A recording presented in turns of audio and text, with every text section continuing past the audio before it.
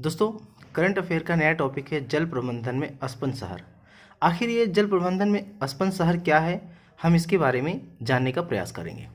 देखिए, चेन्नई जो है, चेन्नई नवीन जल प्रबंधन रणनीतियों को अपनाने और शहरी बाढ़ को रोकने के लिए अस्पन सिटी में बदलने के लिए पूरी तरह तैयार है। इसके कुछ पॉइंट्स हैं, तो हम इसे कुछ पॉइंट्स पे भी चर्चा कर लेंगे। देखिए, अस्पन सिटी अवधारणा शहरी क्षेत्रों को अधिक पारगम्य बनाने का प्रयास करती है, वर्षा जल को स्टोर करने के लिए और साथ ही इसे एक्वीफर्स में प्रवेश करने की अनुमति देने के लिए अधिक खुली जगह प्रदान करती है।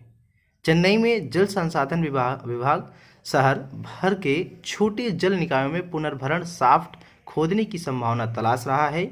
इन रिचार्ज शाफ्ट को 80-90 फीट की गहराई तक खोदा जा सकता है।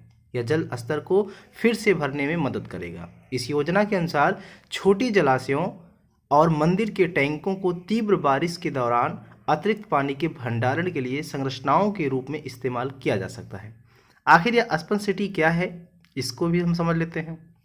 देखिए, अस्पन सिटी बाढ़ प्रबंधन और पारिस्थितिकी बुनियादी ढांचे और जल निकासी प्रणालियों को मजबूत करने के लिए एक नया शहरी निर्माण मॉडल है।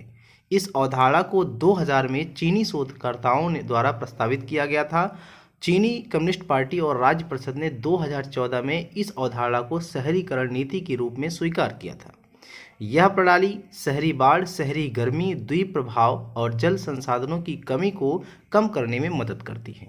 यह बारिश के पानी को अवशोषित और कैप्चर करके और बाढ़ को कम करने के लिए इसका उपयोग करके पारिस्थितिकी, पर्यावरण और जैव विविधता में सुधार करता है। अस्पन सिटी नीतियाँ प्रकृति आधारित समाधान हैं जो पानी को कैप्चर करने, भंडारण और सफाई के लिए प्राकृतिक परिदृश्य का उपयोग करती है।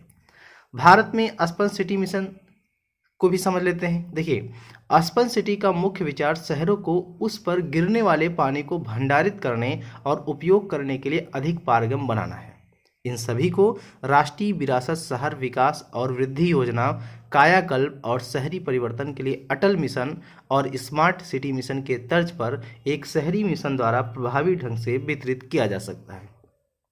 आखिर हम ये भी समझ लेते हैं कि भारत में अस्पन सिटी मिशन की आवश्यकता क्यों है। तो पहली बात यह है कि भारतीय महानगरों में शहरी बाढ़ एक आम घटना बन गई है।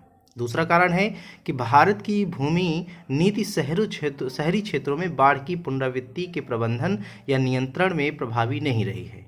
और तीसरा है, शहरों में उचित जल निकासी नेटवर्क का अभाव है। और चौथा है, शहरों में कंक्रीट के ढांचे से पानी की बर्बादी हो रही है।